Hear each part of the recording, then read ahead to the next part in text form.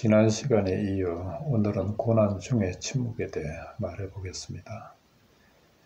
대부분의 사람들은 고난을 당하면 그로 인한 고통을 줄여보겠다고 고난을 겪고 있는 자신을 주위에 드러냅니다. 노골적으로는 아니라도 여러 은밀한 모양으로 드러내지요. 주위로부터의 위로나 도움을 기대하며 말입니다. 그런데 성경은 말씀합니다. 야고보서 1장 2절로 4절입니다. 내 형제들아, 야고보서의 저자가 내 형제들아 하니 이는 믿는 사람들을 말하는 거겠죠. 그렇죠. 내 형제들아, 너희가 여러 가지 시험을 당하거든 온전히 기쁘게 여기라. 여기서 시험으로 번역된 페이라스모스라는 헬라어는요, 시험, 시련, 유혹, 고난 등을 의미하는 말인데요. 이런 일들을 당하면 온전히, 즉 모든 면에서 기쁘게 여기랍니다. 그런데 그 이유가 뭔가 하니 이는 너희 믿음의 시련이 인내를 만들어내는 줄 너희가 알미라. 고난을 기쁘게 여겨야 하는 이유가 뭔가 하니 고난이 인내를 만들어내기 때문이라고. 그리고 너희가 알미라. 믿는 이들은 이 사실을 다 안다고 하는 것이요. 그리고 계속합니다. 인내를 온전히 이루라. 그러니 인내를 온전히 이루라고요. 그리고 그래야 하는 이유가 또 뭔가 하니 이는 너희로 온전하고 구비하여 조금도 부족함이 없게 하려 함이라. 여기서 우리를 온전하게 하려 한다는 온전이란 단어는 마태복음 5장 48절에 그러므로 하늘에 계신 너희 아버지의 온전하심과 같이 너희도 온전하라의 온전과 같은 단어인데요. 따라서 우리를 온전하고 구비하여 조금도 부족함이 없는 사람으로 만들기 위해 주어지는 고난이니 그 고난을 당하면 기쁘게 여기고 온전히 인내를 이루라는 말씀입니다. 언젠가도 언급했지만 성경의 인내란 무슨 힘든 일이 있어도 꾹 참고 자신에게 무슨 손해가 되어도 꾹 참는 그렇게 참는 게 아니고요.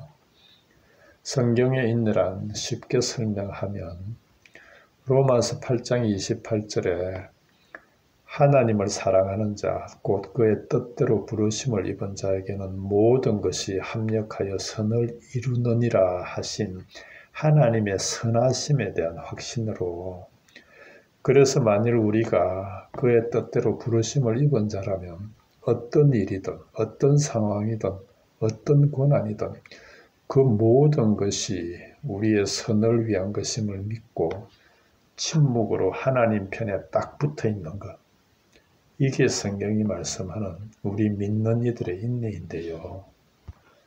그래서 사도 바울도 로마서 5장 3절에서 환난은 인내를 낳고 인내는 연단을, 여기서 연단이란 인내를 통해 만들어지는 어떤 증거를 말하는 거거든요. 그래서 그 증거인 연단은 소망을 이루는 줄을 알미로라. 그런 사실을 우리가 안다고 말씀하는 거지요. 뿐만 아니라 예수님도 누가복음 21장 19절을 통해 너희의 인내로 너희 영혼을 얻으리라 말씀하시는 거지요. 그러니 만일 우리에게 질병이 허락되었다면, 가난이 허락되었다면, 참으로 외롭고 힘든 길이지만 그것들을 믿음의 시련으로 붙들고 우리를 온전하고 구비하여 조금도 부족함이 없는 존재로 만드시려는 그분의 선하신 손길임을 알아 온전히 침묵으로 인내할 줄 알아야 한다는 말씀입니다. 그렇습니다. 그런 면에서 고난은 우리를 조금도 부족함이 없게 하시려는 하나님의 손길입니다.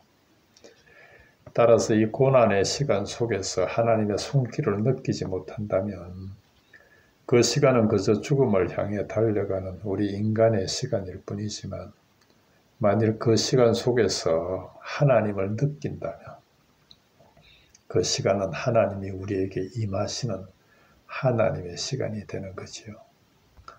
이것이 바로 고난을 믿음의 시련으로 붙들고 인내하는 믿는 이들의 삶 속에서만 경험되어지는 우리의 시간적 크로노스 속에 하나님의 시간 카이로스인데요. 믿는 이들이 고난 속에서도 평안과 안식을 누릴 수 있는 이유가 바로 이 하나님의 시간인 카이로스 속에 있기 때문이라는 말씀입니다.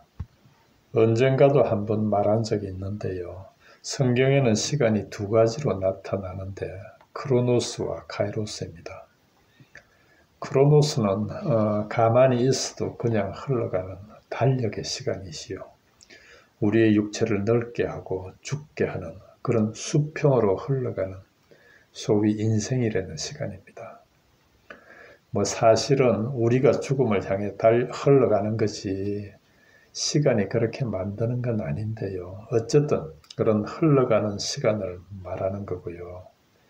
반면에 카이로스는 하나님의 목적 안에 있는 사람에게 주어지는 주관적이고도 실존적인, 그래서 현재만 있는, 과거나 미래가 없는 현재만 있는 수직으로 임하는 시간입니다.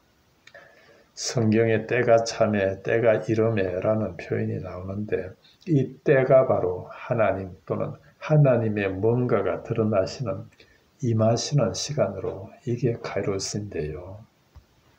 그래서 우리 믿는 이들에게 예를 들면요.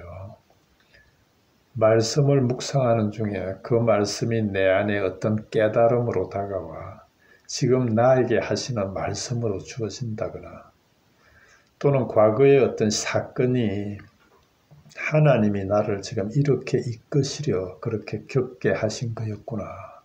또는 그게 이거였구나 하며 그 고난의 일들이 지금 나에게 하나님에 대한 어떤 깨달음으로 다가온다면 또는 지금에 처해 있는 어떤 상황 속에서라도 하나님의 임재나 그분의 손길을 느낀다면 이런 시간들이 우리에게 임하는 카이로스의 시간이라는 말씀입니다. 따라서 우리의 삶 속에서 말씀이나 성령을 통해 하나님이 우리와 어떤 접촉을 이루어 주시거나 당신과의 관계 속으로 들이시는 그 시점, 그 실존, 그 의미 있는 시간, 그걸 카이로스라 하는데요. 그래서 우리 믿는 이들은 70년이 되든 80년이 되든 우리 각자의 인생이라는 크로노스의 시간 속에서 하나님이 우리에게 임하시는 카이로스의 시간을 반드시 함께 살아야 한다는 말씀입니다. 그러니 우리가 참으로 믿는 자라면 우리가 지금은 육신을 입고 있기에 이 땅의 시간인 크로노스를 살 수밖에 없지만 그럼에도 그 크로노스 속에서 저 하늘의 것들을 감지하고 오 하나님 하며 하나님과 하나님의 것들과의 관계 속에 살아가는 이 카이로스를 살아야 한다는 것입니다. 만일 그러지 못한다면 자신이 아무리 믿는다 해도 또는 자신이 아무리 교회 생활을 열심히 한다 해도 이는 그저 교회를 통한 종교 생활이나 하고 있는 것일 뿐이라는 말씀이지요. 이 이야기를 좀 심각하게 들으셔야 하는데요.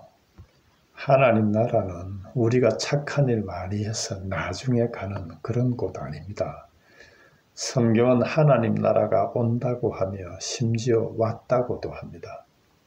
그런데 그렇게 우리에게 왔다는 하나님 나라가 어디 있는지요? 그 하나님 나라는요, 우리가 이 카이로스의 시간을 살 때, 그때, 그게 하나님 나라라는 말씀입니다. 그래서 믿는 우리는 이미 이 땅에 와 있는 천국을 살아야 합니다. 그렇지 않고는 저 하늘의 천국은 못 가는 거지요. 어떻게 이 땅에 와 있는 천국도 살지 못하면서 저 하늘의 천국을 갈 수 있겠냐는 말씀입니다. 이 땅에서 이미 천국을 살다가 육신의 죽음이라는 그 죽음의 과정을 통해 저 하늘의 천국으로 옮겨지는 것, 이게 우리 믿는 이들의 삶이고 이게 영생입니다.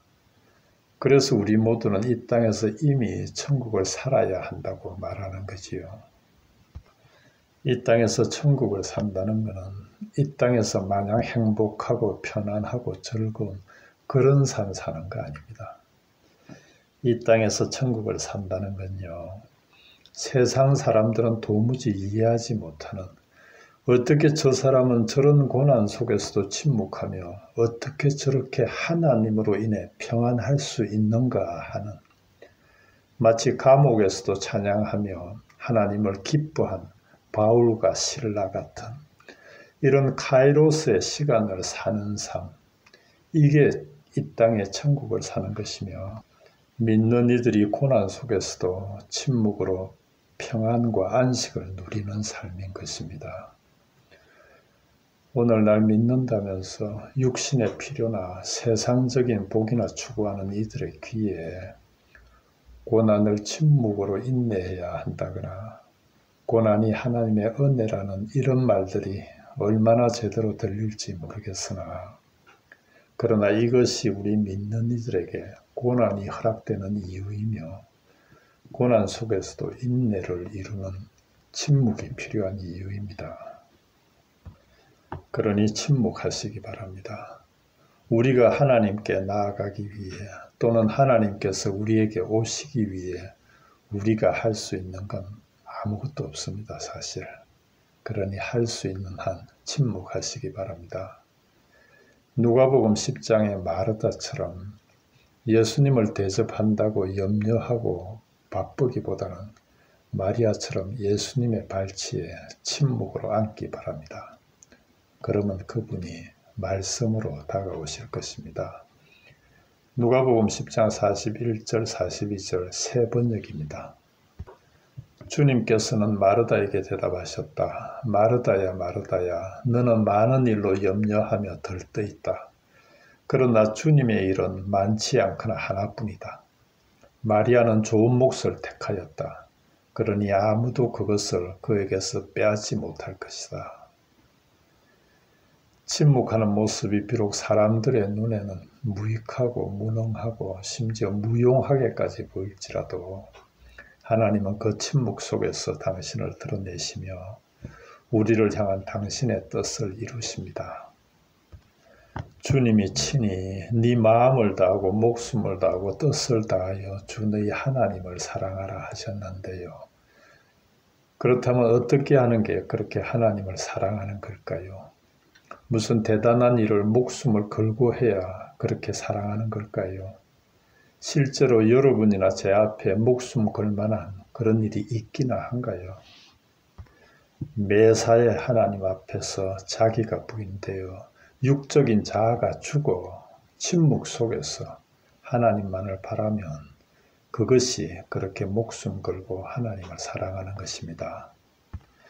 하나님을 사랑한다고 하는 어떤 일들도 결국은 하나님 앞에 자기 부인의 침묵으로 드러나야 하며, 그 일이 아무리 크고 대단한 일이라 해도 반드시 그렇게 되어야 하고 될 것입니다.